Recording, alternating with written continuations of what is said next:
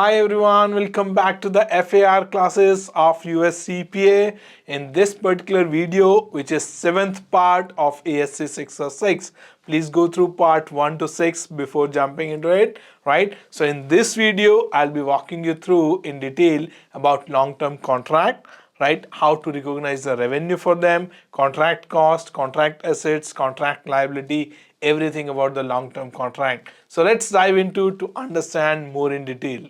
Contract cost. What is contract cost? Any idea?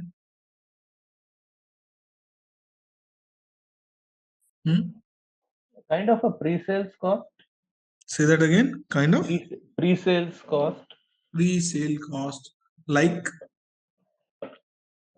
I have to draft the ground. I have to go and meet the customer, give the presentations, and then do the POCs, and then draft the contract or prepare the proposal. And then whatever I do until I got the PO from the customer. Okay. Actually, to execute the project or to deliver the good or whatever it's. Understood. Anyone else would like to add what Prashant said? Ayush, Gurmehar, No, sir. Kashish. No, sir, or not interested, sir? I don't know about it. Rahul, Rajiv. Okay, I know partly you're correct, Prashant, partly not correct. So, all the cost which you generally spend, for example, let's assume like you are an IT company, right? So, generally, whatever the cost you will be incurring in acquiring any customer, for example, if you have a telecaller, if you have a digital marketing team, if you have a sales and marketing team, right? What they do, they create a funnel, right? And from funnel you will create the leads, and that lead you try to convert into the business, right? So all those expenditure which your company is making for acquiring any customer, till the time it is like your routine business expenditure, would be considered into your sales and marketing expenses, right? But when you incurred something specifically for a dedicated contract, for example, like you said, lawyer fees to draft the contract, tender fees if you have deposit, any sales commission you are paying for the acquisition of certain customer, right? Those dedicated and specific fees can be considered as a contract cost, and that cost can be capitalized. But whatever is the routine general expenditure you are making for acquisition of the customer, that is your general selling and distribution expenses. General selling and administration expenses would not comes under the contract cost. Make sense, Prashant? Yes, sir. So this should be the incremental cost of obtaining the contract and can be recognized as asset if the entity expect to recover those costs in future, and the contract period over which the company expect to recover should be more than 1 year, right? If you are acquiring any new customer, just a one time sale, then no need to require the contract cost capitalization. But if you are investing specific and dedicated amount to acquire a new customer, which is your long term contract, then where you feel you will be recovering the amount which you have invested over the period of contract, and the contract is more than 1 year, then you can capitalize that cost. The cost which can be capitalized are only those costs which is specifically incurred for that specific contract, not the general selling expenditure. If both the conditions are met, then company can recognize the contract cost incurred as asset and amortize on a systematic basis over the period it recover the benefit, otherwise expense of as incurred.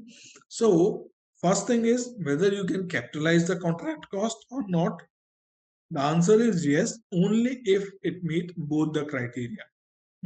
That means you are expected to recover the amount in future and the future period is more than 12 months. Then you can capitalize that. Once you capitalize that, then you can amortize the amount over the period of contract life, or over the period of time you are expected to receive the benefit from that contract. Otherwise, it should be expense of immediately, like your selling and general administration expenses. Make sense? Any doubt here so far? Sir इसमें कोई example आप coat कर सकते हो क्योंकि हाँ, sir जो like contracts वगैरह होते हैं तो सर वो within 1 year I guess हो जाते हैं. For example, let's assume you are a construction company and you are bidding for, let's say, a dam construction, right?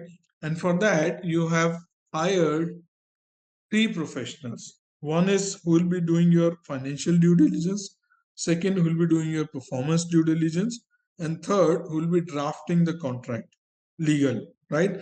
And you have paid to all the three professionals dedicated to submit the tender for that dam, right? And then you have paid the tender fees also. And then you have paid certain brokerage fees as well to the person who is submitting the tender for you.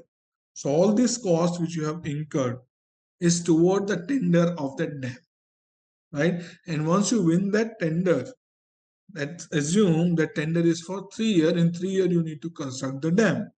So you are expected to recover all this cost over the period of 3 years. Then you can capitalize this cost and then amortize over the period of 3 years. Make sense? Kashish? Yes sir, yes sir, got it. So cost generate or enhance resources of an entity that will be used in satisfying or in continuing to satisfy the performance obligation in future can be capitalized. Now let's understand what is a contract cost. So contract cost, what is included and what is not included. Included direct material expenditure if you have incurred, direct labor expense if you have incurred, allocation of direct cost related to it, right? And cost that is explicitly chargeable to the customer under the contract. And lastly, the other costs that are required only because an entity entered into the contract. So all those costs are eligible to capitalize. But what all costs are not eligible to capitalize or need to be expense of is your general administration cost, right? Cost that was not reflected in the price of contract, like waste of material, labor inefficiencies, right? Costs that relate to past performance, right? For example, in the past, if you have taken the customer over the dinner, right? And now he's become your customer. So that cost you cannot capitalize. Make sense? The cost which entity cannot distinguish. So all these costs cannot be recognized as a contract cost and need to be expense of. Recognized contract cost means you are building an asset and that asset need to be amortized over the contract period generally. Make sense? Any doubt or anything, any example coming in your mind where you want more clarification whether this cost can be considered as capitalized or cannot be?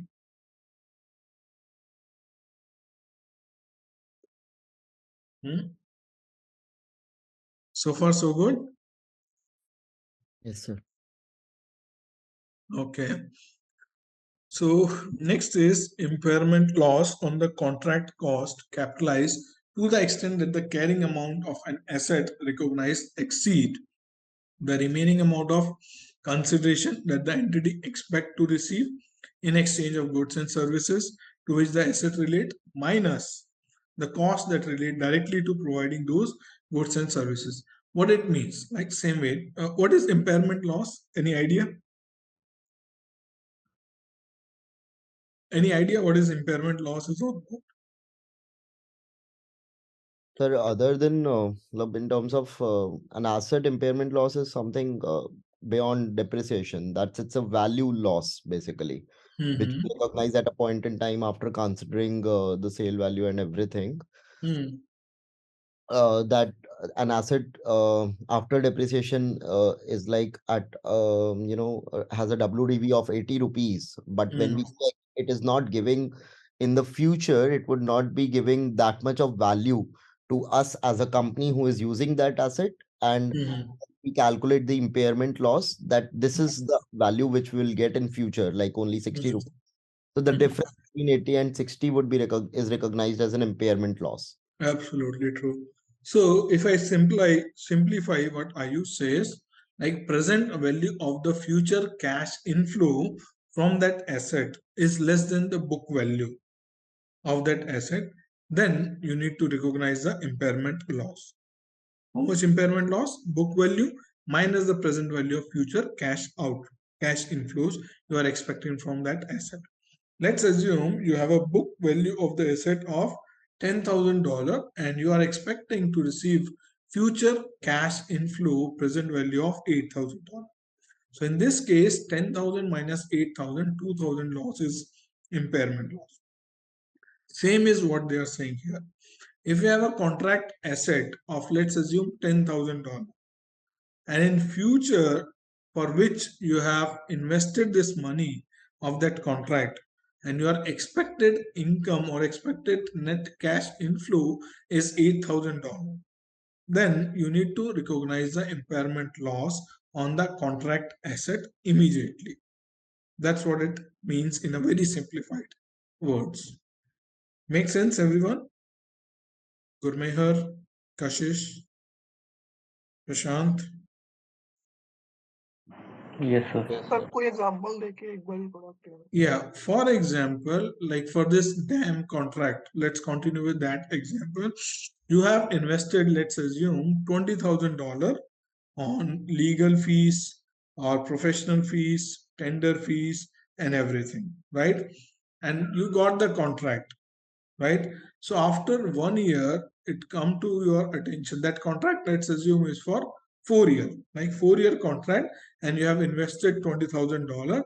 Now you have planned $20,000 as a contract asset, right? And that you are amortizing $5,000 each year over the period of 4 year of the contract. But after 1 year, what is the contract asset value? $15,000. So let Yes, me sir. do an example here. 59. So let's assume you have 1 second. Let me. So you have contract asset of $20,000. After year end 1. So life is 4 years. So each year you are amortizing $5,000, right? So at the end of the year 1, $5,000 you have amortized. So what is the balance value? $15,000 is the contract asset book value.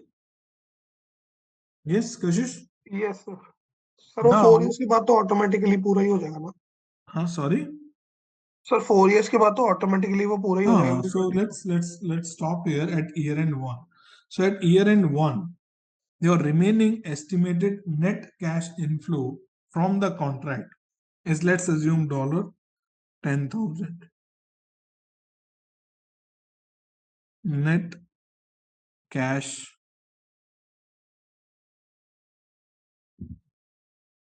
inflow from contract, right? This is 10,000 and you already have a contract asset 15,000.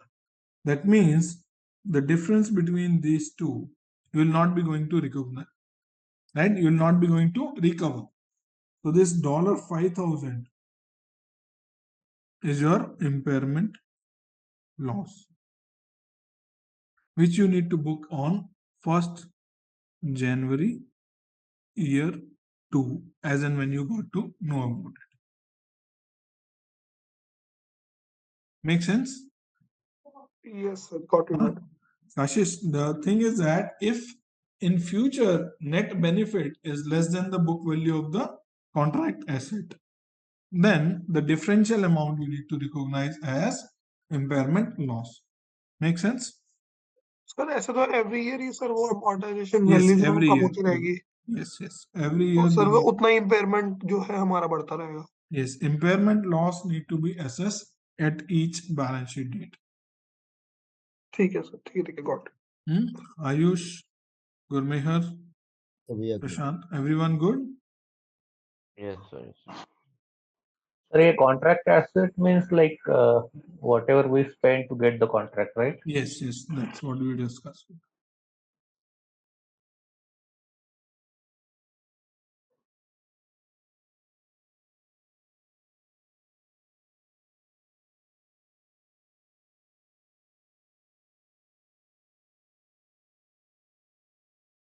Good.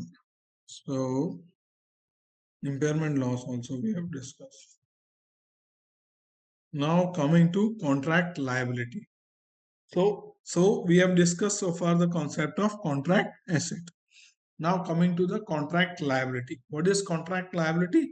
That any amount you have received from the customer, but you have not delivered any product or services for the same, like your advance from customer or unearned revenue. It's your liability, right? So obligation to transfer the goods or services to the customer for which entity has received consideration, like advance received from customer or unearned revenue. How do you account for? Cash account debit, you're receiving the cash. To Yes, sir. unearned revenue or advance from customer, that's your liability. Make sense? Yes, sir. But once the goods get delivered, then the entry will got changed, right? Yes. Once, then you will recognize this unearned revenue as a actual revenue. Yes. So we discussed contract cost, we discussed contract liability. Now coming to contract asset. So contract asset is actually the rights to consideration in exchange of goods and services already supplied. For example, a construction site. Maybe like you have seen like all those big buildings constructing all over the world nowadays, right? You might have seen there are a lot of raw material lying over there, right? The bricks, the cement, the irons, right, and so on and so forth. You might have seen on different site, right? How this construction contract actually work and how the revenue is being recognized in this construction contract is percentage of completion method. Have you heard about this term? Percentage of completion method, Yes, sir. Yes, sir. Yes. right? Do you mind help everyone understand what is that?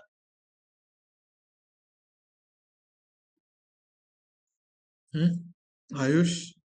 Yes, sir. The percentage of completion method would be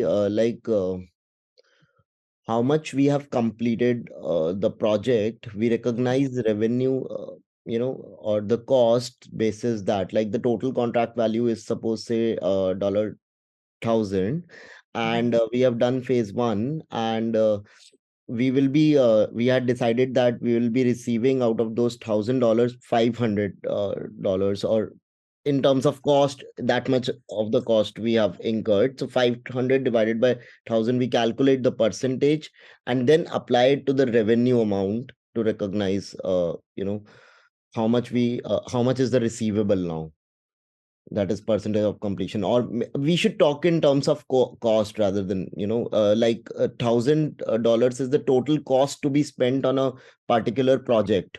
Okay, and $1,200 is the revenue amount which we'll be getting from that project, and we have already incurred $200 on that project. So 200 by 1,000, whatever the percentage is into 1,200 would be recognized as the revenue. That is percentage of completion. What I understand. Yeah, partly correct, partly needs some improvement. Okay. How about others like Gurmehar, So Prashant? from fixed asset standpoint, if we talk, so if asset is in work in progress, the percent which has been completed will be transferred to fixed assets. Sorry, finished goods, right? So basis that completion percent, we'll transfer the amount from WIP to finished goods from fixed assets perspective, at least. Sorry, I didn't understand.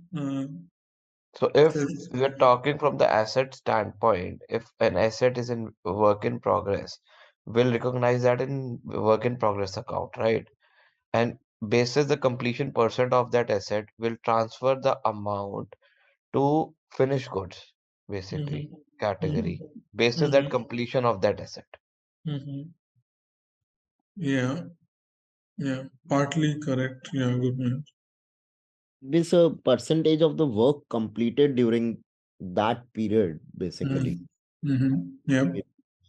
Rajiv sir, Rahul, Ananya, you guys have any Uh, idea? Sir, what I understood that let's say there is a contract of $1,000 to build a Mm. five floor, and then in end of the first year, floor one is completed. Mm. So end of first year there will be contract asset of 200, because Mm. out of five, floor first is completed, so 20% work is completed. So Mhm. $1,000 of 20%, that is 200, is receivable, which is a contract asset and as well revenue. Mhm. Yeah, okay. So let me draw an example, and I think that may help everyone to understand this percentage of completion concept. For example, uh, you entered into a construction contract,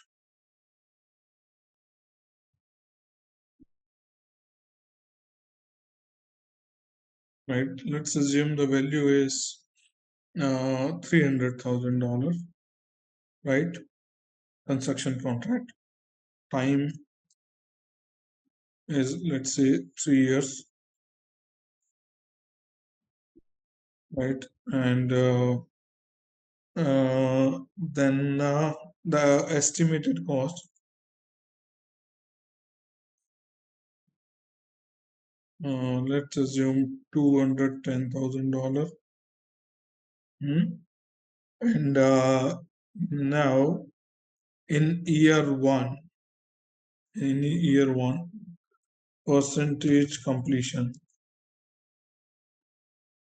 Percentage completion, let's assume 20%,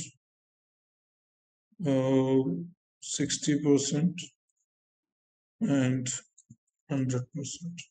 Right? At the end of year one, year two, year three, this percentage completion based on certified engineer. Right? And cost incurred, let's assume in year one, you have incurred $80,000. Year two, you might have incurred another $80,000. And year three, you have incurred $50,000. Right? Is that 210? Yep. So now, in this case of scenario, you need to calculate how much revenue need to be recognized in year one, year two, and year three, and what will be the capital contract assets and contract liability, right? Let's assume billing. Billing you have done in year one for, let's assume, uh, mm, uh, let's assume you have done a billing of $70,000, $70,000 and 70,000. Sorry, $70,000, and then you have done a billing of $140,000, and here you have done a billing, let's assume $130,000, and here you have done a billing of $100,000, right? That's what the billing schedule is. Collection. So let's assume you got $60,000, and you got around $120,000, and you got around $120,000. That is your collection, right? Got it? All the facts? Yes. Yes. So Yes, now, at the year end one, at year end,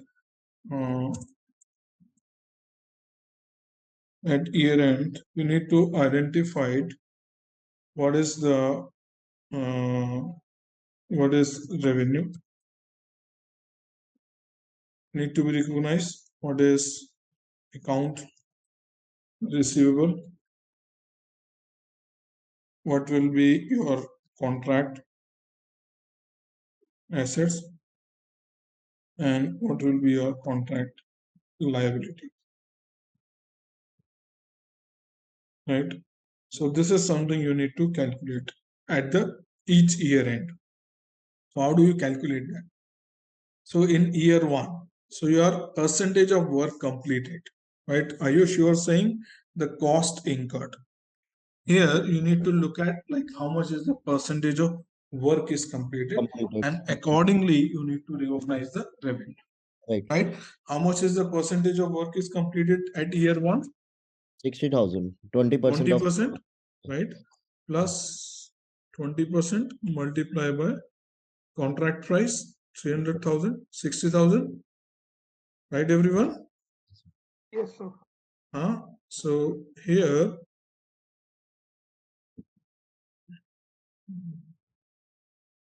you do this, and it will make your life easy. Ouch. Okay. Sorry.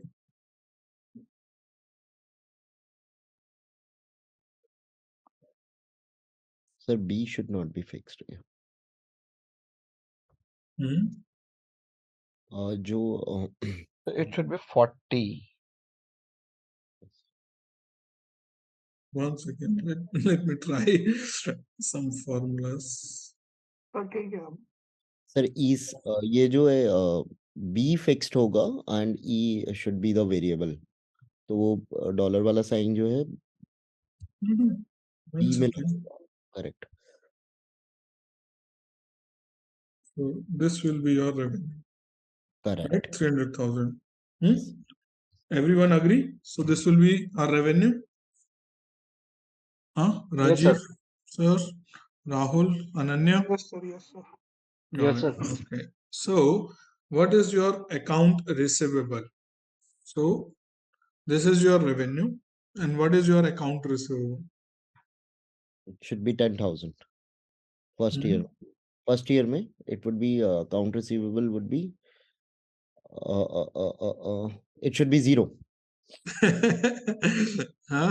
बस आपने 60 तो revenue ही recognise करना था, आपका billing schedule जो है 70,000 है, तो आपका 10,000 वैसे तो मतलब रिसीवेबल हो गया, बट एक्चुअली मैं उसको लाइबिलिटी अपनी कॉन्ट्रैक्ट लाइबिलिटी में दिखाऊंगा 10,000 को कि मेरा उतना वर्क कंप्लीट नहीं हुआ, correct.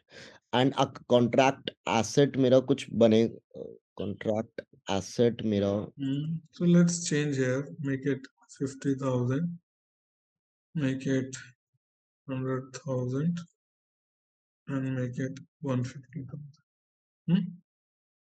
no. Just to give some number. So what is my account receivable? So account will be 10,000 now. So how you have calculated this revenue minus your collection? Correct. Right? Revenue minus collection is your receivable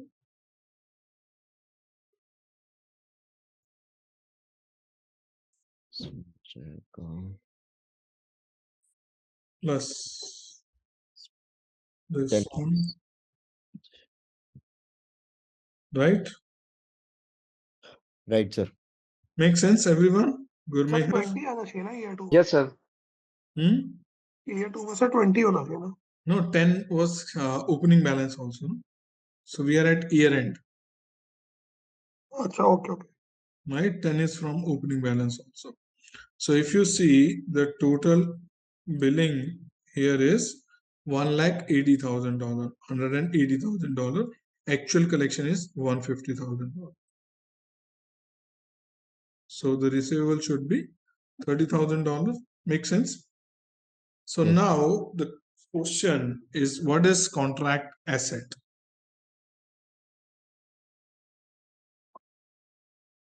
What is contract asset? 10,000 in first year. Sir How do you calculate it? 10,000?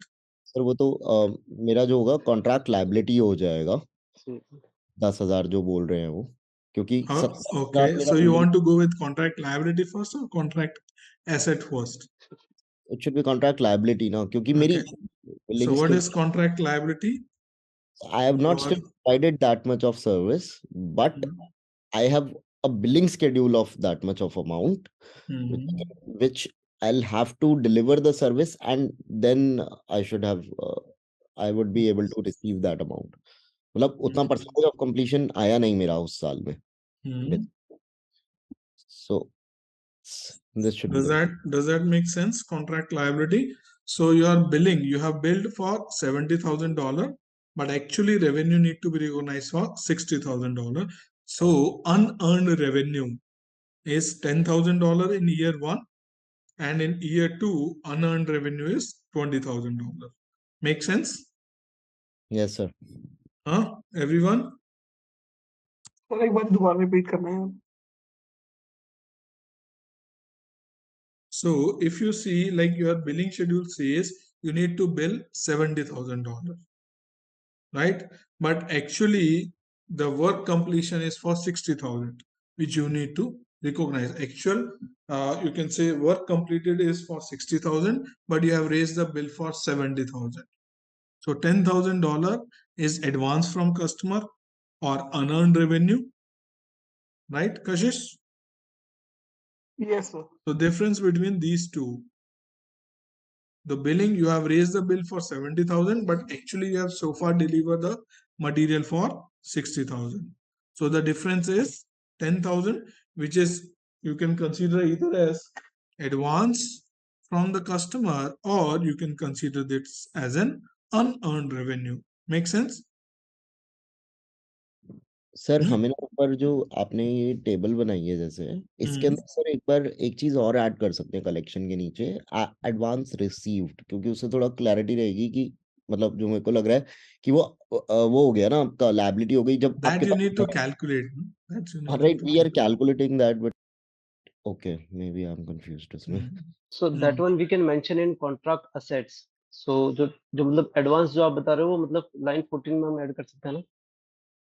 No, as of now, we are discussing about contract liability.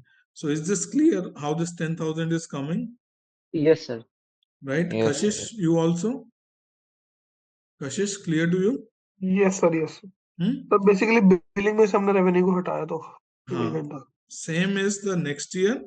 Your billing is $200,000, but actual amount you have delivered is 180,000, so 20,000. And in year 3, it's complete, so it's 0. Now, the last question is contract asset. What is the contract? What is contract asset? That means you have delivered some material, but that has not yet recognized as revenue. So how much amount of cost you have incurred in year 1? $80,000, right. right? And how much percentage is being completed? 60,000. Minus, no, that is revenue. That is 20%. So 20%. 20%. Multiply by 3 lakhs. 2 lakhs 2 lakh 10,000, 10,000. Okay, sorry. right? So, sorry, there is 1 second.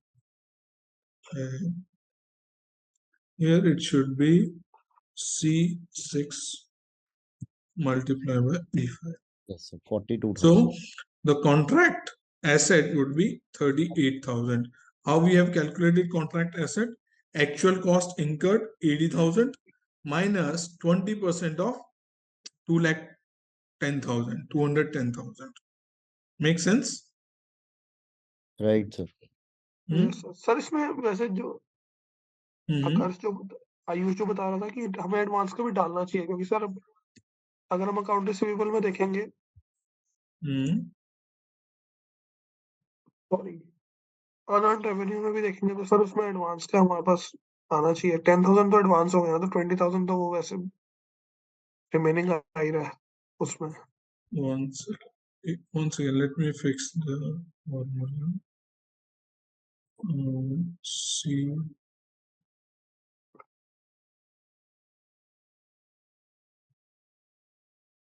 Once again.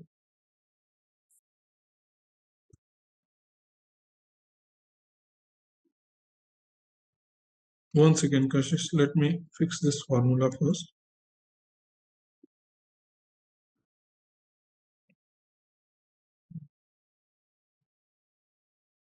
What is D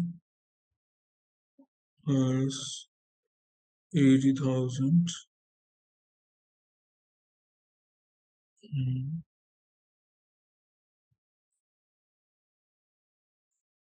Yes.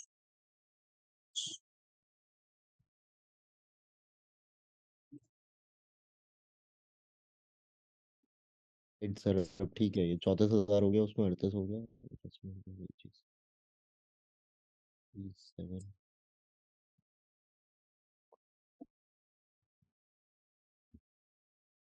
Right? Yes. So is it okay? So how do we have calculated?